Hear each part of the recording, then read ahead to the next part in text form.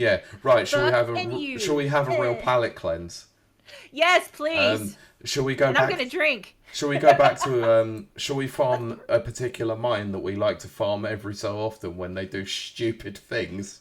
Oh no. Bring the funny. What is it, Pete? Naughty Dog has released The Last of Oh, Us complete. we're already explicit. Fuck Naughty Dog. Yep. Our wonderful scapegoat, Naughty Dog. Yep, I told you we're farming. Rage Farm. Yep, classic. What have they fucking done now? I'm just gonna. No, we're off the rails now. Fuck it, let's go. Yeah, just whatever. Yes, Nana. Nana, exactly. Let's just say we're glad the game is gone. Yeah, Yes. fuck that game. Gone, daddy, Piss off. gone. Yeah, anyway. Yeah, the gloves are off now. That's it. We're really are explicit. Yeah, I mean, just put that explicit tag on. oh, Yeah. 100%. There's no way this is getting away from it. Fuck Naughty Dog. What has fucking Naughty Dog fucking done? What the hell has Neil fucking Druckmann done again? Neil Fuckman done this time. Oh dear! Right, so the collection me. which features both The Last of Us Part 1 and The Last of Us Part 2 Remastered is available from today or whenever the article was created. I don't care. I'm not even going back and looking at it. For $99, $100 or £95, and a physical version is available for pre-order on the PlayStation Direct website. The physical version will be $120 or $110. I should do that. Releasing on July 10th, which comes in a steelbook case. American Dreams Comics 1-4 featuring new cover art.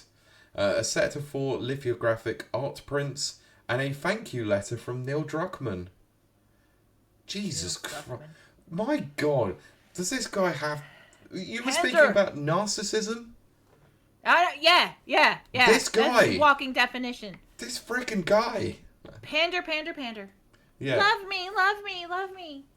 Yeah, so The Last of Us Part... Let's go over this. The Last of Us Part 2 Remastered was released on PS5 last year in a physical collection, by the way. And a physical disc. As well as the remaster... Fucking hell. As well as a remastered version of the 2020... Yeah, remember, 2020 PS4 game. So, re-released 4 years later.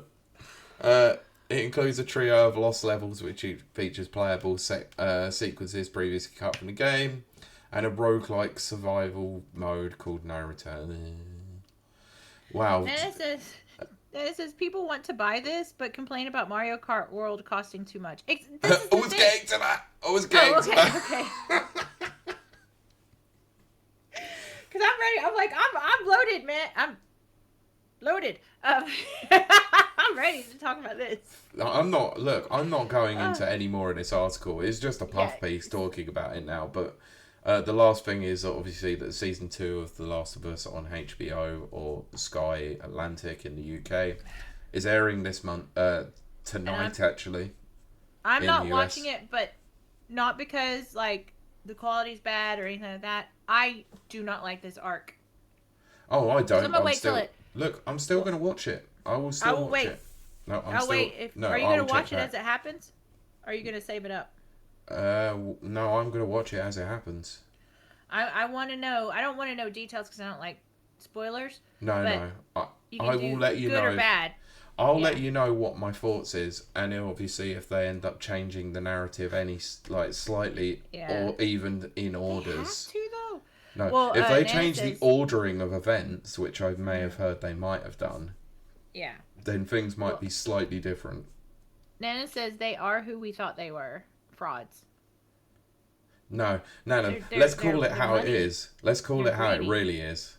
They're fucking frauds. They're fucking greedy. I apologize, Overlord Mike. I really do. But also, we already put the explicit tag on. We did, and we had to talk about horrible things. So I have to let off some steam. Let us vent. Oh, let's vent that valve and some steam out of that valve. Oh my god, this is awful. This has gone to complete shit, hasn't it? Yeah, this is awful. This is bloody terrible. What a waste of time. Right, a game do they not have any properties at all? Do they not have any IPs? Naughty Dog didn't they do like Sonic. They did something. They did a Sonic game, didn't they? They Sorry. did something. Sorry, Naughty Dog, who did the original Crash games. That was it. Okay. Yeah, it's BioWare that did Jack Sonic. and Daxter. Yeah, I confused them with BioWare for a second.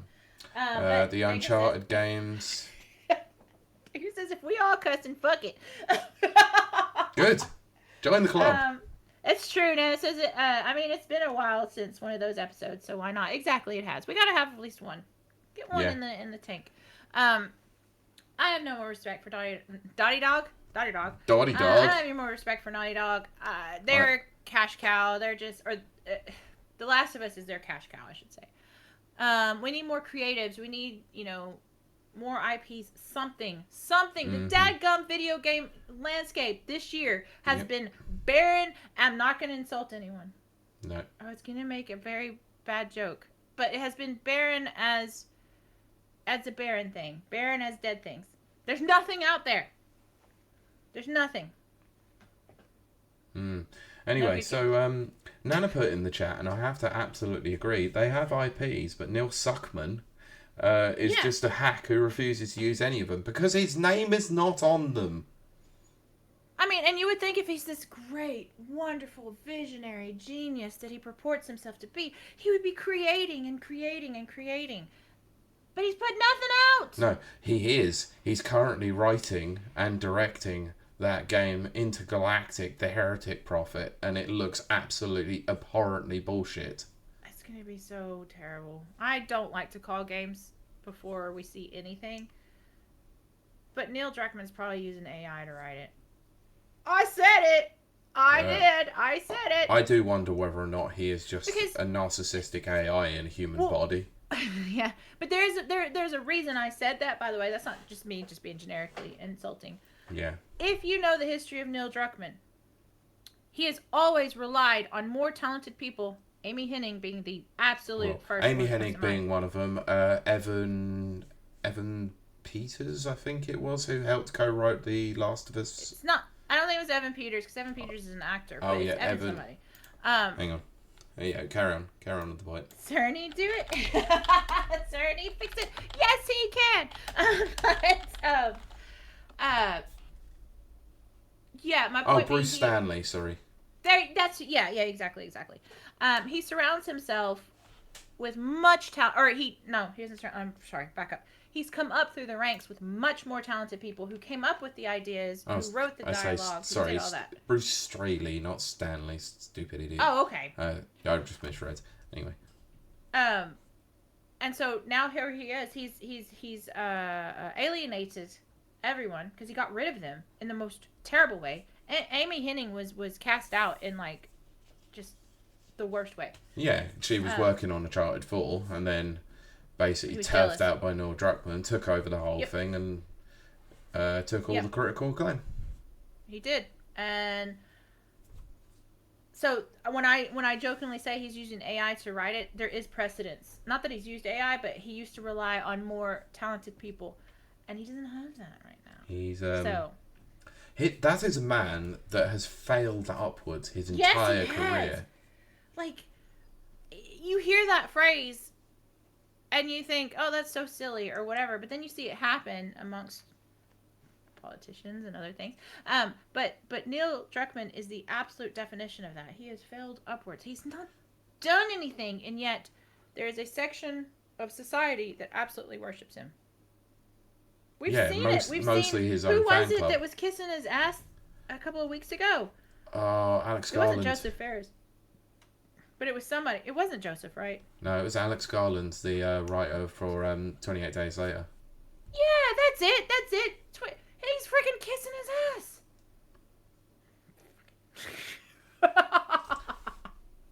Asshole. Nope. Yep.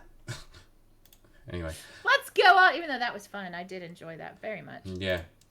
You can go back in our archives. Awesome. And you can look up all the shows where we talk about Neil Druckmann and all the Last of Us part whatevers. I mean, considering a couple of weeks ago we did an episode called Neil Suckman the Cuckman, or Neil Cuckman the thing the is, Suckman, or that's whatever not it was. the only one. There's so many.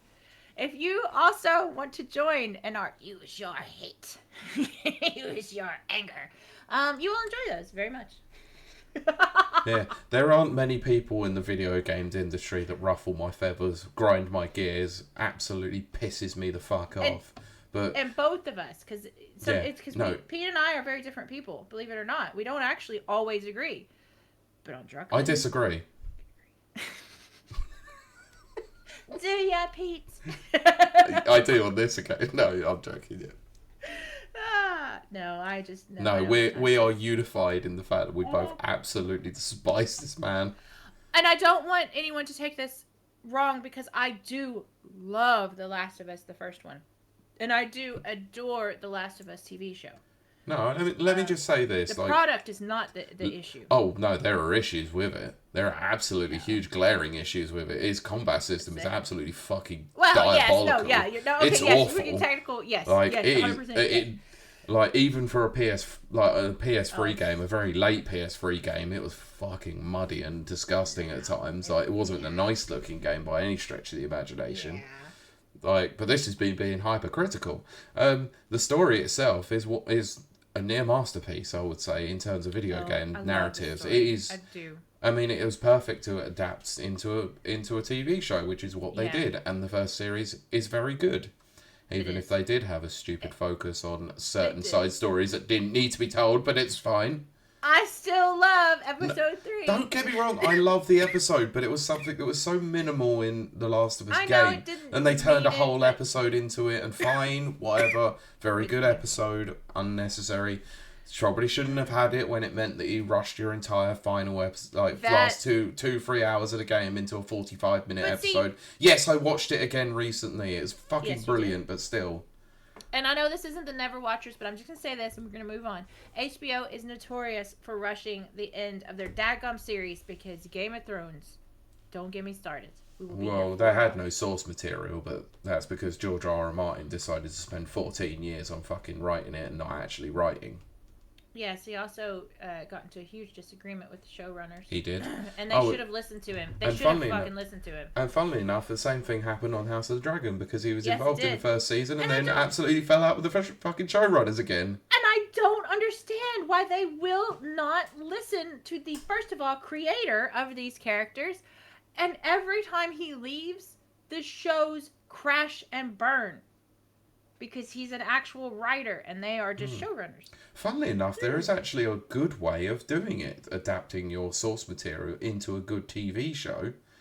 And there is a great example of it currently on Amazon Prime at the moment. Fallout.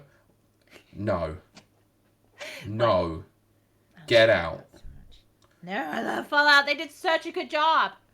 But no, the example that I'm using is a book series that was adapted from, several novels. They always use the basis for one novel per series. But the fact that the author is heavily involved in the process, and they always ask for his advice. Reacher. Yeah. Fucking outstanding. Again, I know we're not the Never Watchers, and we really are going to move on. What I mostly appreciate... Now, I have not watched Reacher. I know I would enjoy it. I haven't. But what I mostly Reacher is brilliant. My God. Well, what I appreciate about Reacher, and this is no strike against anyone, is Tom Cruise is just not... He's not, like, hero material. No, he is a... And the guy they got now... He's a short man playing a character who is notorious for being a brick shithouse. I mean, he is like 6'5" in the book or whatever, but there's nothing wrong with short men, and short men can be very, very strong, and I love them. No, but the fact is that if you're adapting the source material in a Hollywood movie, you need someone who is a brick shithouse. Quite literally described, not described that way in the books, but basically... No, but he is described as being very, very tall, he's like a superhero. He's like Master Chief, but... I think what they said actually is that he's always the biggest man in the room. In the room, yeah. Yeah. Yeah. But I think you could do that with a short man, because, well, you have to remember, I have an affinity for short men. Yes, but they need to be more military. Yeah, okay. Anyway, let's move on. Yes, let's move on, because this is not the Never Watchers.